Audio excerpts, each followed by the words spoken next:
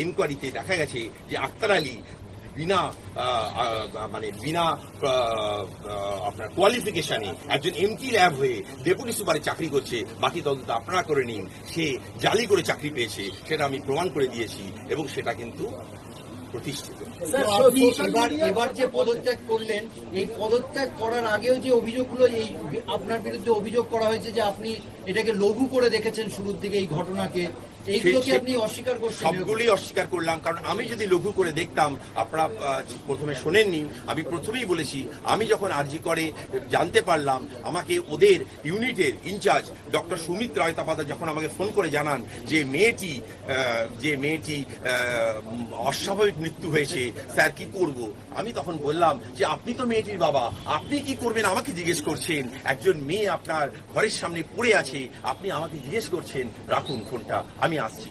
আমি এসে কিন্তু প্রথমেই সেই স্পটে যাই। আপনারা জানেন না সেদিনকে ঘটনা, আপনারা কেউ ছিলেন না সেদিন ক্যাম্পাসে, আপনারা খোঁজ নিয়ে দেখতে পারেন যে আমি নিজে সেই স্পটে যাই, আমি নিজে পুলিশ অফিসারকে রাস্তায় আস্তে আস্তে ফোন করি এবং পুলিশ অফিসারও কিন্তু তখনই চলে আসে এবং তারপরে পুলিশ অফিসার আসার পরে সেই ঘটনা তদন্ত শুরু হয়ে যায় এবং লঘু করে কোনোভাবে ঘটনা দেখা হয়নি। আপনারা জানেন না, হয়তো ফরেন্সিক এক্সপার্টরাও 2 ঘন্টার মধ্যে পৌঁছে যান, লালবাজারের সিপিও পৌঁছে যান এবং পুলিশের তদন্ত জুডিশিয়াল ম্যাজিস্ট্রেট আন্ডারে সবকিছুই কমপ্লিট হয়ে যায় ওই খুব অল্প সময়ের মধ্যে।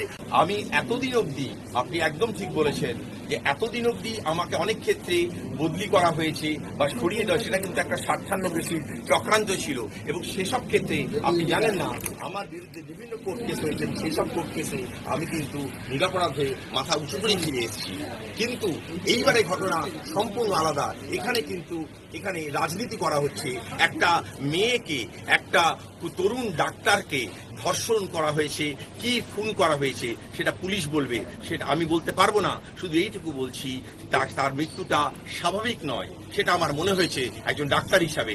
আর তার দোষ হিসাবে আমাকে দোষী প্রতিপন্ন করা হচ্ছে সোশ্যাল মিডিয়াতে, ফেসবুকে, আপনাদের প্রিন্ট মিডিয়াতে, সব জায়গাতেই আজকের একটাই খবর, সন্দীপ ঘোষ কেন অধ্যক্ষ আরজি করে এখনো আছে। তাই জন্য আমি মনে করলাম এই নৈতিকতার দায়িত্ব থেকে একজন মানুষ হিসাবে আমি রেজলিউশন দিলাম। এর আগেও একই অভিযোগ উঠেছিল আপনার বিরুদ্ধে, অনিয়মের অভিযোগ উঠেছিল বিভিন্ন